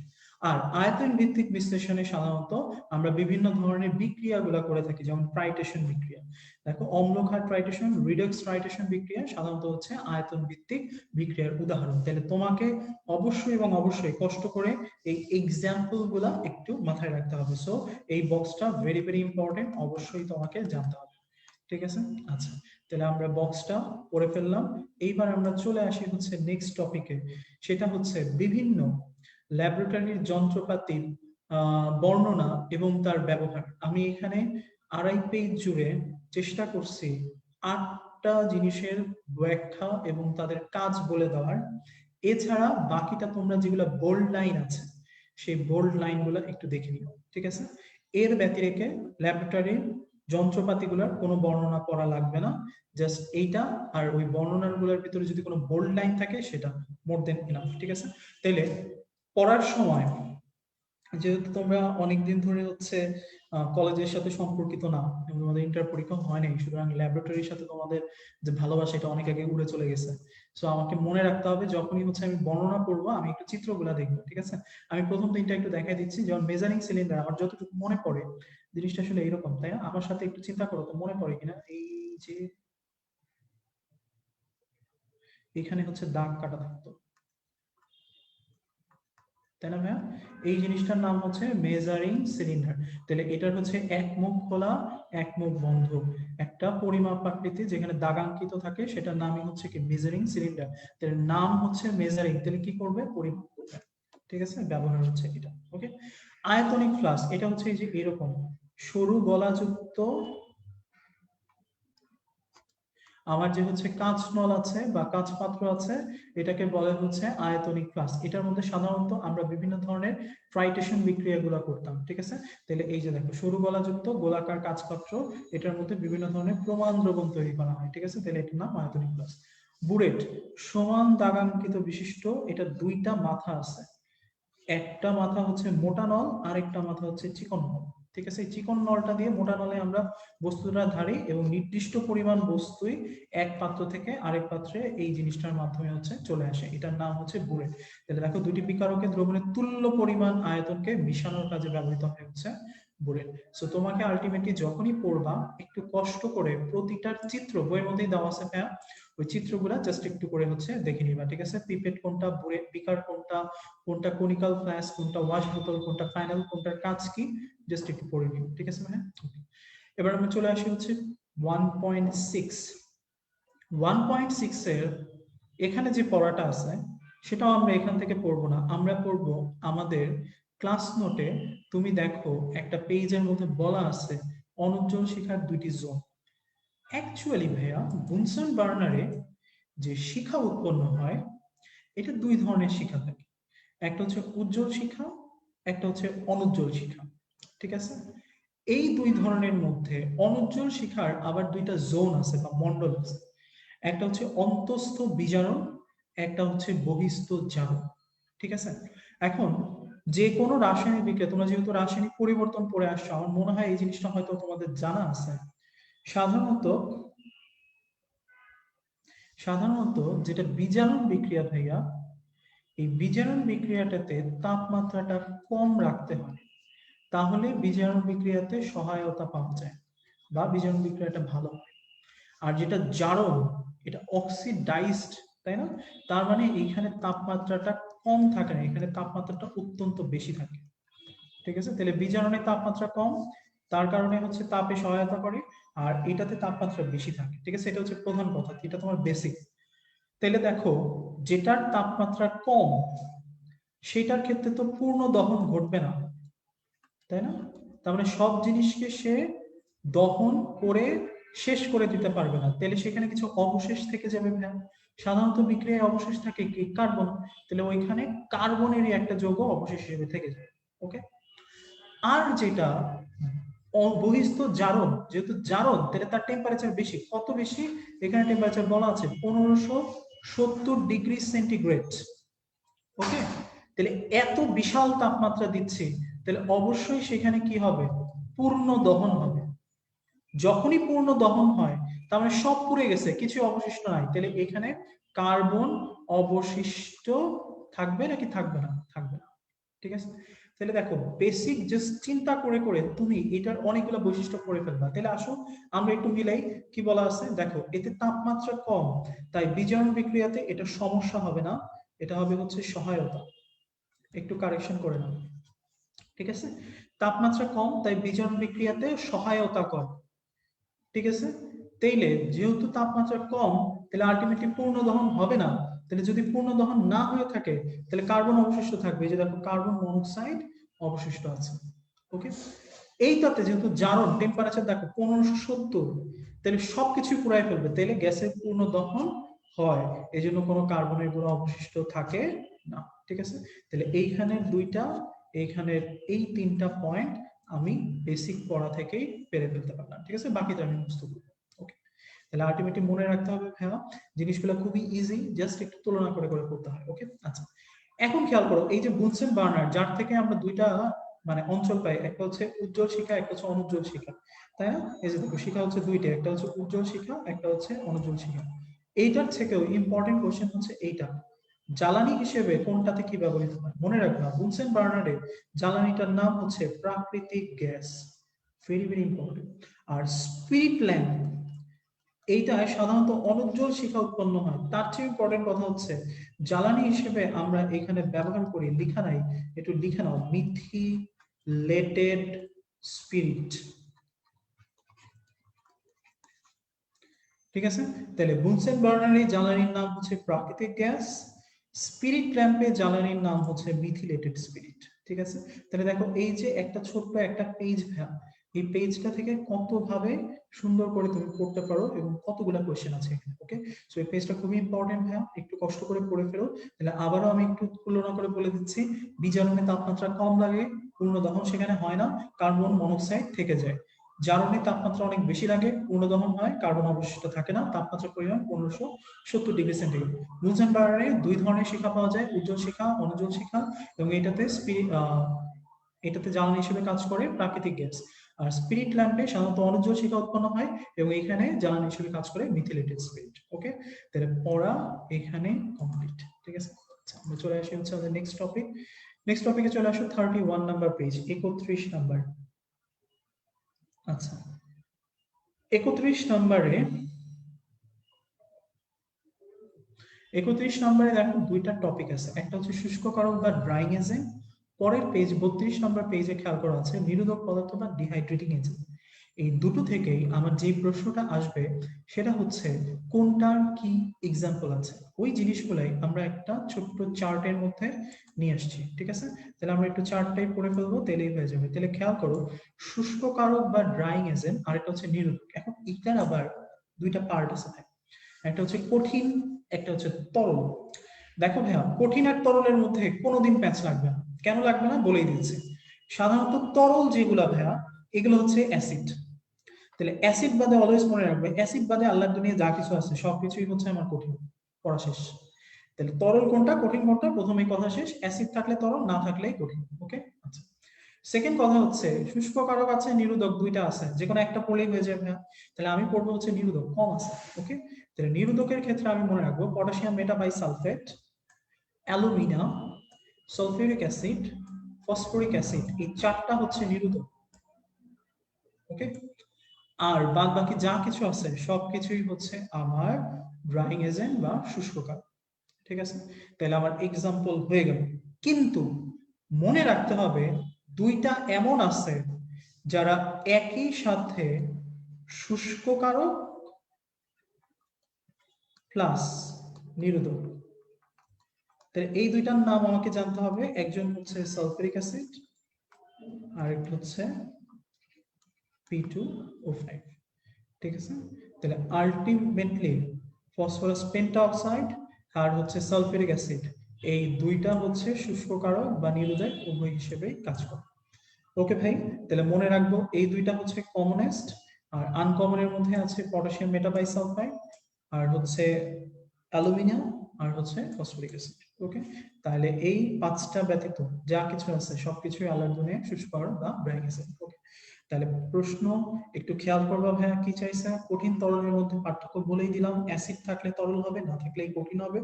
আর মনে রাখবো এই পাঁচটার কথা, পটাশিয়াম মেটাবাইসালফাইড, অ্যালুমিনিয়াম, ফসফরিক অ্যাসিড, আর কমন হচ্ছে দুইটা, সালফিউরিক অ্যাসিড আর হচ্ছে পটাশিয়াম পেন্টাঅক্সাইড। এই পাঁচটা ব্যতি রেখে বাকি যা কিছু আছে সবকিছুই আমার শুষ্ক কারক বা ড্রাইং এজেন্ট। ওকে, ঠিক আছে, তাহলে এইটা মোটামুটি হয়ে গেল। আমরা এবার চলে আসি হচ্ছে নেক্সট টপিকে। ওকে, এখানে খেয়াল করো 33 নাম্বার পেজে আমি এই জিনিসটা নিয়ে আসছি এই কারণে, কারণ তোমরা একটু ভুল করে ফেলো। আমি সম্ভবত এটা গুণগত রসায়নে তোমাদেরকে বলছি হয়তোবা, জাস্ট হচ্ছে আরেকবার একটু বলে দিই, আমার আসলে খেয়াল নেই যে বলছিলাম কিনা। ফেরোসায়ানাইড আর ফেরিসায়ানাইডের পার্থক্য বলছিলাম মনে হয়, তাই না? যে ফেরো উচ্চারণটা কার মতো, চারের মতো, ফেরো 4, এই জন্য এটা K4। আর ফেরিন তার মানে ফেরিক, তাই জন্য এটা K3। ঠিক আছে, ওকে, নেক্সট টপিকে চলে যাই। নেক্সট টপিকে খেয়াল করো, আমার ইম্পর্টেন্ট টপিকস গুলা এখান থেকে মোটামুটি শুরু হচ্ছে। ওকে, খেয়াল করো রাসায়নিক পদার্থের হ্যাজার্ড সিম্বল। এই প্রশ্নটা তোমাদের থাকে যে ভাইয়া হ্যাজার্ড সিম্বল গুলা কিভাবে পড়বো। এটা বোঝাটা সবচেয়ে ইজি। দেখো এখানে অলওয়েজ মনে রাখবে একটা প্রশ্ন আসে, কত ধরনের রাসায়নিক হ্যাজার্ড সিম্বল আছে। অলওয়েজ মনে রাখবে এটার অ্যান্সার হচ্ছে এখানে 12টা দেওয়া আছে, কিন্তু না, এটা হচ্ছে 10টা। ঠিক আছে, এটা হচ্ছে বিশেষ তেজস্ক্রিয় ঝুঁকি পদার্থ, এটা সাধারণ হ্যাজার্ড সিম্বল না। তাহলে অনুমোদিত বা সাধারণ হ্যাজার্ড সিম্বল কয়টা? 10টা। ঠিক আছে, 12টা না, 10টা মনে রাখবে। আচ্ছা, এইবার প্রতীক কেমনে পারবো সেটার কথা হচ্ছে সিম্পল। প্রতিটার যেটা ইংরেজি নাম তার প্রথম অক্ষর যেটা সেটাই হচ্ছে তার প্রতীক। দুইটা এক্সেপশন আছে, ওই দুইটা মুখস্থ করতে হবে, আমি দেখাই দেব। আর যদি কখনো তুমি দেখো যে কোনোটার আগে অত্যন্ত, মারাত্মক এই কথাগুলো আছে, জাস্ট প্রতীকের আগে একটা প্লাস হবে, তাহলে একটু দেখি হয় কিনা। বিষাক্ত তার মানে কি টক্সিক, প্রথম অক্ষর কি টি, প্রতীক হচ্ছে টি। অত্যন্ত বিষাক্ত তাহলে টক্সিক, অত্যন্তের জন্য কি প্লাস, তাহলে টি প্লাস। ওকে, সহজ জিনিস। 3 4 এই দুটা মুখস্থ, এটা মিলানো যায় না। ক্ষতিকারক মানে হচ্ছে হার্মফুল, আমরা বিপজ্জনক এইভাবে পড়ি তাই না, এক্স, এটা মনে রাখবো। ক্ষতিকারক মানে হচ্ছে এক্স এন। আর উত্তেজক এটাও বিপজ্জনক, আর এটার ইংরেজি হচ্ছে ইরিট্যান্ট, এই জন্য এক্স আই। ঠিক আছে, তাহলে এই দুইটা একটু মুখস্থ করতে হবে, এই দুইটা মিলে না। ওকে, বাকিগুলো সব মিলে যাবে। দাহ্য পদার্থ ইংরেজি কি, ফ্লেমেবল, তাহলে এফ। মারাত্মক দাহ্য পদার্থ তার মানে কি, এফ প্লাস। বিস্ফোরক ইংরেজি কি, এক্সপ্লোসিভস, তাহলে ই। পরিবেশ দূষক তার মানে হচ্ছে এনভায়রনমেন্টাল টক্সিক, তার মানে হচ্ছে ই। পরের পেজে খেয়াল করো, দেখো জারক তার মানে কি অক্সিডাইজিং এজেন্ট, তাহলে ও। ক্ষয়কারী তার মানে কি, ও। ঠিক আছে, আচ্ছা, তাহলে আলটিমেটলি এই জিনিসগুলো জাস্ট হচ্ছে এগুলোর প্রতীকগুলো হবে এদের প্রথম। ওকে, নেক্সট যেটা তোমাকে একটু কষ্ট করে আমি একটু দাগাই দিব, সেটা হচ্ছে এই লাইনটা, আন্তর্জাতিক তেজস্ক্রিয় রশ্মি চিহ্নকে কি বলা হয়, ট্রিফওয়েল। ঠিক আছে, তাহলে এই চিহ্নটা হচ্ছে কিসের চিহ্ন, তেজস্ক্রিয়তার চিহ্ন, এটার নাম হচ্ছে কি, ট্রিফওয়েল। ঠিক আছে, এই কথাটা একটু মনে রাখতে হবে। ওকে, আচ্ছা, এইবার খেয়াল করো প্রতিটার কিছু এক্সাম্পল আছে, এই এক্সাম্পল গুলো জানতে হবে। এখন এই এক্সাম্পল গুলো কোত্থেকে জানবো, এক্সাম্পল গুলো আমাদের কম্প্যানিয়ন বুকে সুন্দর করে দেওয়া আছে, উইথ উইথ মেডিকো স্পেশাল ছন্দ সহ। ঠিক আছে, তাহলে আসো আমরা এই ছন্দগুলো কিভাবে পড়বো একটু দেখে ফেলি। আমার প্রথম ছন্দটাই হচ্ছে আমাদের সেই সকল মহান মহিয়সী আন্টিদের জন্য হচ্ছে, যারা মোটামুটি হচ্ছে তোমাদের লাইফে ঝামেলা সৃষ্টি করে। আমার লাইফে এরকম 1 2 জন ছিল, বাকি সবাই আমাকে অনেক হেল্প করছে, তারা ইন্সপায়ার করছে, আমি ট্রুলি তাদের প্রতি অনেক গ্রেটফুল। কিন্তু 2 1 জন খুব প্যারা দিচ্ছে। ঠিক আছে, তাহলে ভাবি আপনার ছেলেটা কই পড়ে, আপনার ছেলেটা কই আছে, আল্লাহ ওদের এখনো ভর্তি পরীক্ষা হয় নাই, কি করে হবে, হবে কিনা হবে না, আল্লাহ অমুকের মেয়ে অত পায়, অমুকের ছেলে অত পায়, আপনার ছেলে কত পায়, সে কি ভালো পাচ্ছে, সে কি ভালো করছে, কি যে টেনশন হচ্ছে ভাবি। So, এই যে হচ্ছে দ্য গ্রুপ অফ আন্টিস, এদের কোনো কাম কাজ নেই, এরা মাঝে মধ্যেই আসে হচ্ছে ঝামেলা তৈরি করতে, এবং এদের ঝামেলার কারণে আমাদের লাইফটা হচ্ছে বিপর্যস্ত হয়ে যায়। কারণ বাপ মার কমন ডায়লগ, অয় পায় তুই পাস না কেন, অয় ভাত খায় তুই কি ভাত খাস না, অয় পাইলে তোকেও পাইতে হবে, যা ওর কপালে কপালে গিয়ে একটা ঘষা দিয়ে আয়। ঠিক আছে, কমন ডায়লগ, আজব টাইপের কথাবার্তা। ও যে চালের ভাত খায় সেই চালের ভাত খেলে আমিও একই রেজাল্ট করবো, এরকম কোনো কথা আছে? তাহলে তো মনে করো যে হচ্ছে সবাই কি করতো, ফোন দিত যে হচ্ছে মেডিকেলে ফার্স্ট হয়েছে, আপু ভাইয়া আপনি কোন চালের ভাত খেয়েছেন আমাদেরকে একটু বলেন। আর চালের ব্যবসায়ীদের তো ওরা পাইছি, চালের দাম এটা সবচেয়ে হাইস্ট। ঠিক আছে, কিন্তু এটা কখনোই হয় না। কিন্তু এই প্যারাটা কেন, কারণ এই সকল মানে যারা পেইন দায়ক আছে সেই সকল আন্টিদের জন্য। তাহলে আলটিমেটলি তাদের জন্য ডেডিকেটেড করে আমার একটা লাইন আপনি একটু মনে রাখবেন, আন্টি ফ্রি পোকা মেরে ফ্লোর পেইন্ট করলো, ওদের কাম নাই কারণ আকাম করে। ঠিক আছে, তাহলে আন্টি ফ্রি মানে হচ্ছে এন্টি ফ্রিজ, পোকা মেরে মানে হচ্ছে পোকা মারার ওষুধ, ফ্লোর পলিশ মানে ফ্লোর পলিশ, পেইন্ট মানে হচ্ছে পেইন্ট। তাহলে এই 4টা উপাদান হচ্ছে ক্ষতিকারক। ওকে, আচ্ছা, উত্তেজক কারা, এটা ছন্দটা ইজি, উত্তেজিত বিরু, সোপ ও সিমেন্ট লঘু করলো, তাহলে উত্তেজক, বিরু হচ্ছে বিরঞ্জক, সোপ হচ্ছে সোপ পাউডার, সিমেন্ট হচ্ছে সিমেন্ট গুঁড়া, লঘু হচ্ছে লঘু অ্যাসিড বা হাইড্রোজেন। ঠিক আছে, আচ্ছা, দাহ্য পদার্থটা আমাদের প্যান্ডেমিক সিচুয়েশনে খুব কমন হয়ে গেছে, আপুকে কিসে পেলো, জ্বরে পেলো। ঠিক আছে, আচ্ছা, তাহলে আ দিয়ে হচ্ছে অ্যারোসল, পে দিয়ে হচ্ছে পেট্রোলিয়াম, জ্বরে হচ্ছে জিঙ্ক পাউডার। ওকে, আচ্ছা, মারাত্মক দাহ্যটা মনে রাখবো হচ্ছে একটা কমন খাবার দিয়ে, যেটার নাম হচ্ছে ডাল। ঠিক আছে, আবার ডাইল না, ডাল।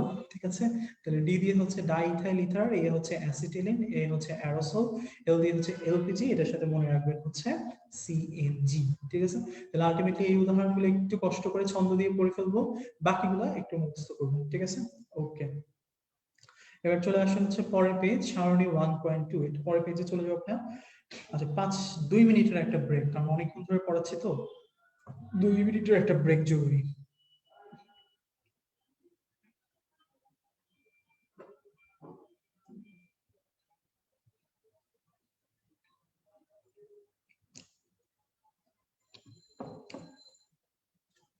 আচ্ছা, আন্টিদের কথা শুনে ঘুম চলে গেছে নাকি, এটা ভয়ে চলে গেছে নাকি আনন্দে চলে গেছে? ওকে,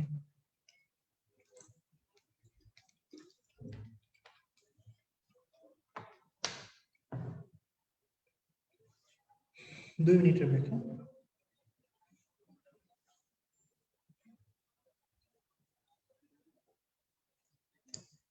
একজন লিখছে সেই আন্টিরা কোথায়, তাদেরকে কয়েক মিনিটের জন্য আনা হোক। তুমি তোমার মনের হৃদয়ে, তোমার মনের মধ্যে সেই আন্টিদের ছবিগুলো হচ্ছে একবার একটু চিন্তা করো। তোমরা কি ওই যে ছিচড়ের ফিল্মটা দেখছো কিনা আমি আসলে জানি না, ওইখানে হচ্ছে ওই যে একজন থাকে না হচ্ছে, সে গালি দেওয়াতে এক্সপার্ট থাকে, তো হচ্ছে তার সামনে হচ্ছে বিভিন্ন ধরনের মানুষের ছবি এনে দেখানো হয়, যেদের কথা মনে করার হচ্ছে ডায়লগ দেয়। তো হচ্ছে তোমার ইন্সপিরেশনটা আসতে হবে যারা তোমার লাইফে খুব পেইন দিচ্ছে, তাদের ছবি এভাবে করে আনবা আর চিন্তা করবো দেখাই দিবে।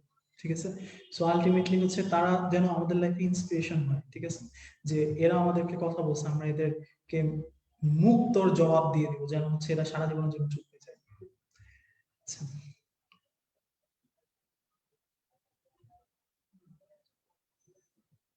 আবার আজকে যারা দেখো নাই, তারা ছিচুড়া ফিল্ম দেখতে বসে যাবে না। ঠিক আছে, যে ভাইয়া বলছে দেখতে হবে, মোটো ভাইয়া এটা বলে নাই, দেখেন শুনুন। ওকে,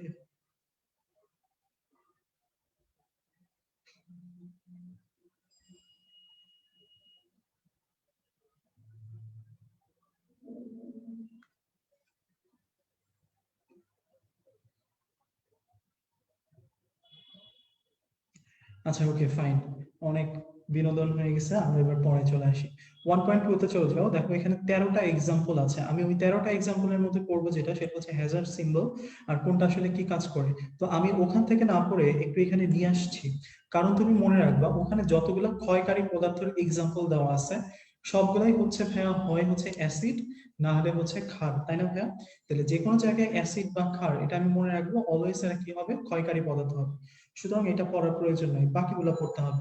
তাহলে বাকিগুলো কি করবো, দেখো দাহ্য ক্ষতিকারক, এটা মনে রাখার সহজ টেকনিক হচ্ছে এটা, টবেইন। ঠিক আছে, তাহলে ট দিয়ে টোলিন, বেনজিন, ইথ হচ্ছে ইথানল। দেখো এদের প্রত্যেকের পাশে বলা আছে দাহ্য ও ক্ষতিকর। ঠিক আছে, আচ্ছা, আর 8 থেকে 12 পর্যন্ত খেয়াল করো, বলা আছে হচ্ছে 5টা উপাদান যার নাম হচ্ছে দাহ্য ও বিষাক্ত। তাহলে তারা কারা কারা, আশুভ্র, ট্রাইকরো অ্যানিলিন, তাহলে আলটিমেটলি বলা আছে হচ্ছে অ্যাসিটোনাইট্রাইল, ব্রো দিয়ে ব্রোমিন, ট্রাই মানে ট্রাইক্লোরোমিথেন, কর হচ্ছে ক্লোরোফেনল, অ্যানিলিন হচ্ছে নাইট্রো অ্যানিলিন। ওকে, তাহলে এই 5টা এক্সাম্পল মনে রাখতে হবে, মনে রাখবো এরা দাহ্য ও বিষাক্ত। ওকে, আচ্ছা, এবার চলে আসি হচ্ছে 43 নাম্বার পেজ ভাইয়া।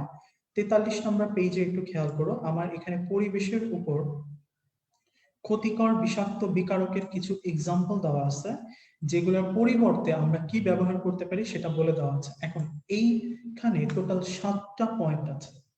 আমি তোমাদের মতো যখন ছিলাম ভাইয়া, আমি প্রথম 5টা একটু টেকনিক্যালি মনে রাখতাম। ঠিক আছে, তাহলে টেকনিক গুলা কি, আমি আগে টেকনিক লিখতেছি, C4 থেকে C6,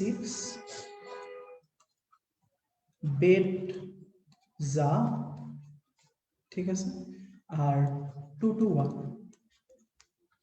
ঠিক আছে, এগুলো হচ্ছে টেকনিক।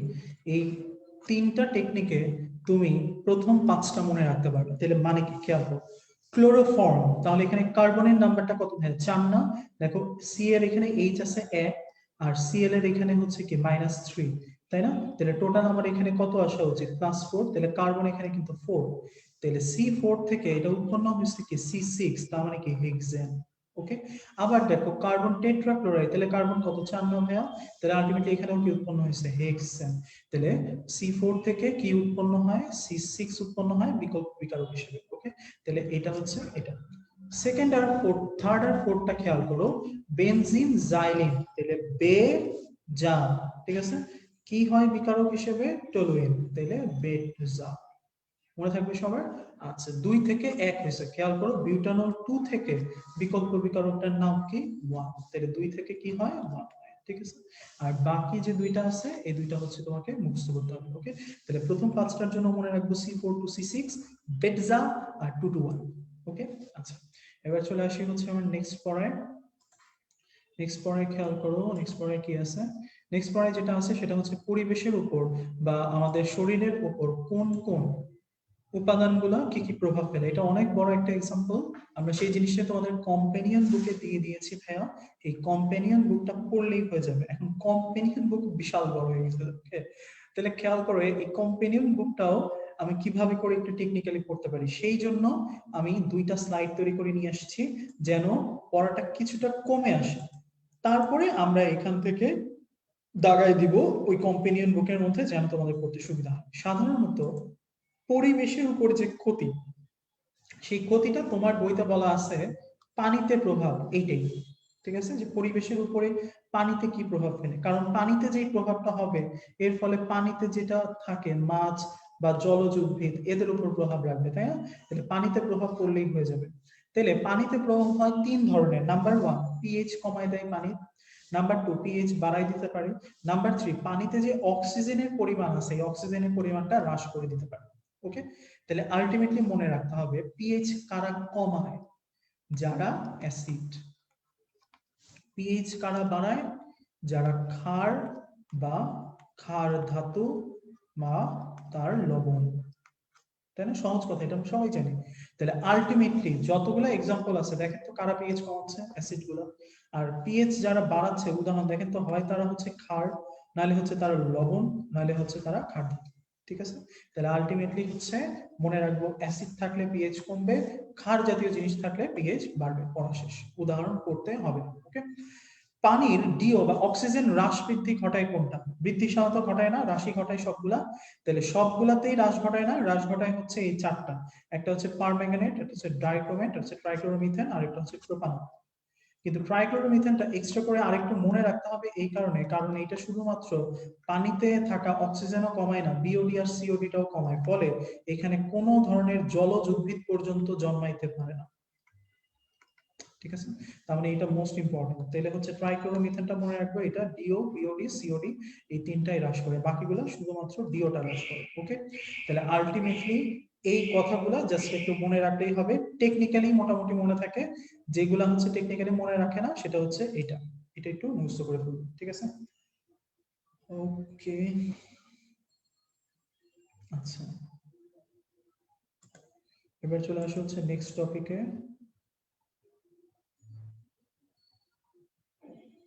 আচ্ছা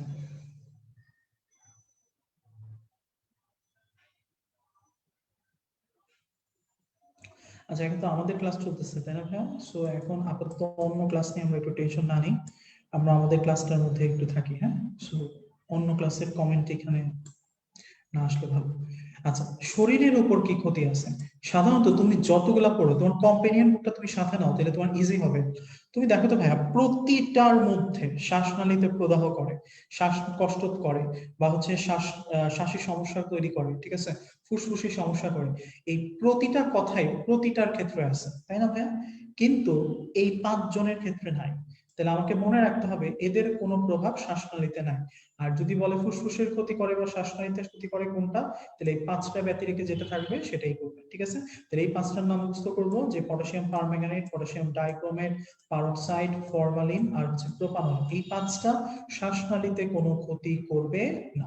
ওকে, অন্ত্রের রোগ করে কারা? মানে ডায়রিয়া করে কারা? ওজন কমাইতে সাহায্য করে, সাহায্য না, ওজন কারা কমায়, ঠিক আছে, খাবারে অরুচি কারা করে, এই ধরনের কথাগুলো যদি থাকে, বা কিডনি বিনষ্ট কারা করে, মনে রাখবা এই ধরনের কাজগুলোতে যে যৌগটা কাজ করে তারা সবাই পটাশিয়ামের যৌগ। তাহলে যারা পটাশিয়ামের যৌগ আছে তারাই সাধারণত ডায়রিয়া টাইরিয়া এই ধরনের কাজগুলো করবে। তাহলে কি কি আছে? Potassium permanganate, dichromate, potassium iodide, এটা K4 হবে, পটাশিয়াম ফেরোসায়ানাইড। ঠিক আছে, তাহলে আলটিমেটলি আমি একটু এবার বইয়ের মধ্যে চলে যাই, তোমাদেরকে একটু দেখাই দেই, তাহলে তোমরা ইনশাআল্লাহ কোনোদিন ভুল করবা না যে কোনটার কাজ কি আছে। ঠিক আছে, না একটু হচ্ছে জুম করে নিয়ে আসি। আচ্ছা, তুমি দেখো প্রতিটার যে হচ্ছে স্বাস্থ্যের উপর বিরূপ প্রভাব, ঠিক আছে, এই স্বাস্থ্যের উপর বিরূপ প্রভাবের মধ্যে প্রতিটা যে এক্সাম্পল আছে, হ্যাঁ, সেই এক্সাম্পল গুলোর মধ্যে যে দেখো শ্বাসনালী, শ্বাসনালী, শ্বাসনালী, শ্বাসনালী, শ্বাসনালী, সবগুলোর মধ্যেই আছে, কিন্তু নায়িকার মধ্যে যে দেখো পটাশিয়াম পারম্যাঙ্গানেট নাই, পটাশিয়াম ডাইক্রোমেট নাই, তাই না? তাহলে যেই 5টা বলে দিচ্ছি এই 5টার মধ্যে মনে রাখবা হচ্ছে আমার শ্বাসনালীতে কোনো প্রভাব নাই, বাকিগুলো সবগুলোতেই আছে। ঠিক আছে, সেকেন্ড কথা বলছিলাম অন্ত্রের রোগ তৈরি করে কোনগুলো? বলছিলাম পটাশিয়াম পারম্যাঙ্গানেটের যে যৌগ, পটাশিয়াম ডাইক্রোমেট, এটা পটাশিয়াম ফেরোসায়ানাইড, তারপর পটাশিয়াম আয়োডাইড, এগুলো হচ্ছে আমার কি করে, এগুলো হচ্ছে আমার অন্ত্রে কাজ করে। কিভাবে খেয়াল করো। নাম্বার 1 কথা হচ্ছে ডায়রিয়া শতভাগ হওয়ার সম্ভাবনা পেটে গেলে কোনটা? Potassium permanganate. ডায়রিয়া কথাটা আরেক জায়গায় আছে, কোথায়? ডাইক্রোমেট। ঠিক আছে, তাহলে দেখো ডায়রিয়া এখানেও আছে, কিন্তু ডায়রিয়া এখানেও আছে, কিন্তু শতভাগ ডায়রিয়া করবে কোনটা? Potassium permanganate. তাহলে মনে রাখবো কি এই কথাটা, শতভাগ ডায়রিয়া। ঠিক আছে, আচ্ছা। ডায়রিয়া করে, কিন্তু এর সাথে আরেকটা জিনিসও করে, সেটা হচ্ছে পেটে ব্যথা ও বমি। এই কাজটা কে করে? এই কাজটা করে হচ্ছে পটাশিয়াম ফেরোসায়ানেট। যেগুলা আমি হাইলাইট করে বলে দিচ্ছি, এগুলো আলাদা করে মনে রাখতে হবে। কেন? কারণ এগুলো স্পেসিফিক পয়েন্ট। ঠিক আছে, আচ্ছা। ডাইক্রোমেটের ক্ষেত্রে দেখো ডায়রিয়া হওয়ার সম্ভাবনা আছে। ওকে, আচ্ছা। এবার দেখো পারম্যাঙ্গানেটে কিডনি সম্পূর্ণরূপে নষ্ট করে। কি রূপে? সম্পূর্ণরূপে। এখন কিডনির কথাটা কি আর কোথাও আছে? আছে। কোথায় আছে ভাইয়া? আমার আছে হচ্ছে ফরমালিনের ক্ষেত্রে। খেয়াল করো, এই যে ফরমালিন, ফরমালিনও বলা আছে কিডনি নষ্ট হতে পারে। তাহলে আমি মনে রাখবো যে কিডনি নষ্ট হতে পারে এই কথাটা যদি বলে, তাহলে আমি অ্যান্সার দিব ফরমালিন। কিন্তু যদি বলে সম্পূর্ণরূপে নষ্ট, তাহলে আমি অ্যান্সার দিব পটাশিয়াম পারম্যাঙ্গানেট। তাহলে ওয়ার্ড গুলো হাইলাইট করে রাখো। ঠিক আছে, আচ্ছা। ট্রাইক্লোরোমিথেন, তাহলে এটা একটা গ্যাস। তাহলে এই গ্যাস সাধারণত কিসের উপর কাজ করবে? স্নায়ুতন্ত্রের উপর। ঠিক আছে, তাহলে এরা সাধারণত কিসে কাজ করে? স্নায়ুতন্ত্রের উপর কাজ করে। এটা হাইলাইট করো। ওকে, আচ্ছা। খেয়াল করো, ক্যান্সার করতে পারে কোনটা? ফরমালিন। তাহলে ফরমালিনের একটা কাজ হচ্ছে কিডনি, আর একটা কাজ হচ্ছে ক্যান্সার। ক্যান্সার অন্য কোনটার মধ্যে নাই। ওকে, আচ্ছা। পটাশিয়াম আয়োডাইড, ট্রিপল স্টার দিয়ে দাগায় রাখো। এটার একটা ইম্পর্টেন্ট কথা হচ্ছে রক্ত শূন্যতা করে। ঠিক আছে, এবং এটা আরেকটা পয়েন্ট আছে, অবসাদগ্রস্ততা। কিন্তু মজার ব্যাপার হচ্ছে অবসাদগ্রস্ততা, বমি বমি আরেকটার ক্ষেত্রেও আছে, সেটা হচ্ছে প্রোপানন। তাহলে আলাদা করবো কিভাবে? এই শব্দটা দিয়ে, রক্ত শূন্যতা। তাহলে রক্ত শূন্যতার সাথে ওজন কমে যায়, অবসাদগ্রস্ততা তৈরি করে কে? Potassium iodide.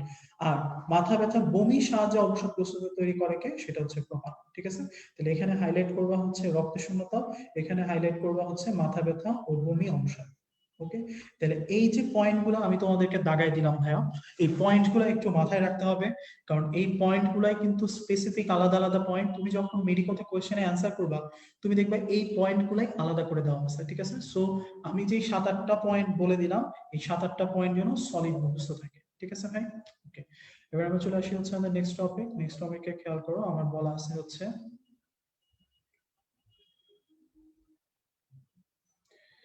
সেমি মাইক্রো মাইক্রোর কথাবার্তা। ঠিক আছে, তাহলে সেমি মাইক্রো মাইক্রোতে যে জিনিসটা আমাদেরকে জানতে হবে, সেমি মাইক্রোর বৈশিষ্ট্য কি, মাইক্রোর বৈশিষ্ট্য কি, এবং সেমি মাইক্রো মাইক্রোতে কোনটাতে কতটুকু পরিমাণ দ্রব্য আমি হচ্ছে পরিমাপ করতে পারি। তোমাদের লেভেলে যখন আমি ছিলাম, এই জিনিসটা আমার খুব পেইন লাগতো, কারণ এই জিনিসটা অনেক কঠিন একটা জিনিস মনে রাখাটা। কিন্তু আমি যেভাবে মনে রাখতাম সেটা আমি তোমাদেরকে শেয়ার করি। Semi micro micro, semi micro macro এবং মাইক্রোর মধ্যে প্রধান পার্থক্যটা হচ্ছে, মাইক্রো যদি এক্স হয়ে থাকে, সেমি মাইক্রো হচ্ছে তার 10 গুণ, দ্যাট মিনস 10x। আর ম্যাক্রো হচ্ছে সেমি মাইক্রোর 10 গুণ, তার মানে মাইক্রোর 100 গুণ, তার মানে 100x। তাহলে প্রথম মানগুলা পড়বো। ঠিক আছে, প্রথম মান, তাহলে বেশি মনে থাকবে।